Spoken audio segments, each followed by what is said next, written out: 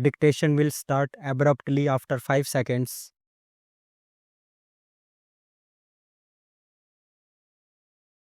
I am indeed very happy to have this opportunity to be present at the inaugural ceremony of the 36th edition of the India International Trade Fair. This fair commences every year on 14th November, the birth anniversary of the first Prime Minister of India, Pandit Jawaharlal Nehru. The IITF is a mega projection of the new India that is fast taking shape. It showcases the vision of a glorious tomorrow, a spirit of excellence and achievement, and unparalleled investment opportunity through the prism of the Make in India and Digital India initiatives taken by the Prime Minister. The fair symbolizes India's commitment towards bringing the benefits of economic reform to its people from all walks of life, especially the underprivileged. I am heartened to see the considerable presence of foreign companies at the fair. I would like to make a special mention of India's continued endeavor of empowering and bringing together all constructive forces for a better world. The recent BRICS summit has created a great reservoir of goodwill, which is vital for consolidating our economic and cultural linkages and social bonds with countries across the world. India has always believed in the stability and growth of our neighboring countries. Putting people first is the guiding philosophy of our development cooperation partnership, focused on an agenda aimed at regional harmony, peace, and prosperity. We look forward to working together in priority areas such as infrastructure, development, connectivity, capacity building, education, healthcare, and the setting up of development projects.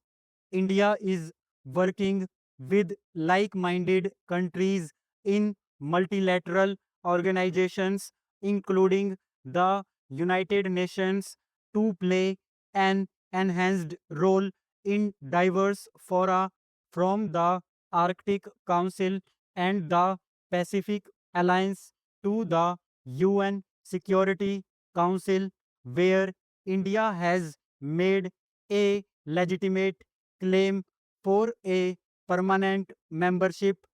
Apart from economic dimensions, I believe that a fair such as IITF provides an excellent opportunity to introspect on challenges, integrate minds, and prepare strategies for the mammoth task of nation building. As India strives to become a manufacturing hub in diverse sectors, it needs to increase its energy resources without compromising on the environmental aspects. Factors such as demography, development, and urbanization exert tremendous pressure on availability of resources. Large scale utilization of resources impacts adversely on the environment. Industry therefore needs to adopt eco friendly measures and technologies for the development of the people, as there is a considerable presence of foreign countries along with Indian states and UTs in the fair.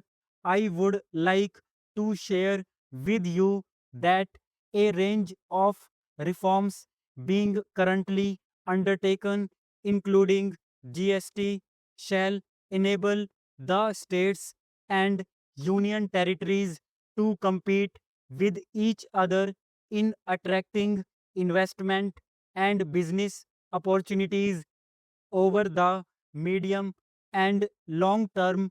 These reforms shall also hopefully result in job creation, thus contributing to the growth impulses of the economy.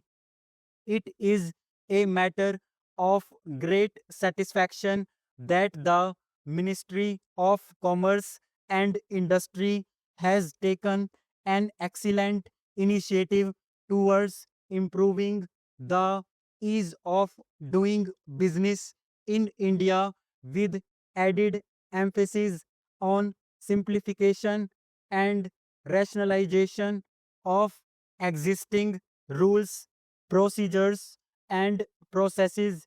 Government's recent initiatives on e governance have begun to show results in terms of more efficient and effective delivery of public services. I recall having been associated with ITPO and IITF while serving the government in different capacities. I am pleased to see it grow into a larger and more inclusive platform now. I take this opportunity to welcome the global business community who have converged here to further trade and business relations. It is encouraging to note that the IITF this year is seeing the presence of 7,000 participants, including representation from 24 foreign countries, almost all states, union territories, apex public sector enterprises, and the MSME and other participants, with around 800 rural artisans and crafts persons. I am told that the National Minorities Development and Finance Corporation is also participating along with 100 artisans in this fair this year. I compliment them.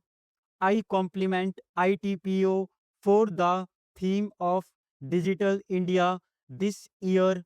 Digital technologies, e commerce, e enabled, and mobile services are major components of e governance and will, over time, contribute significantly to GDP growth. We, at the same time, also need to make use of our abundant renewable sources to create a society that is self sustaining and mindful of its responsibilities towards the present and future generations. I believe that IITF will reinforce Indian brands that will, in the first instance, compete and win against the dominant international players in the domestic market before venturing overseas. I especially welcome our foreign friends, exhibitors, delegates, and members of the diplomatic corps to this event, which is considered a microcosm of India, a land of vibrancy, culture, spirituality, and peace. I extend my good wishes to all participants from India and overseas, especially the partner country, the Republic of South Korea.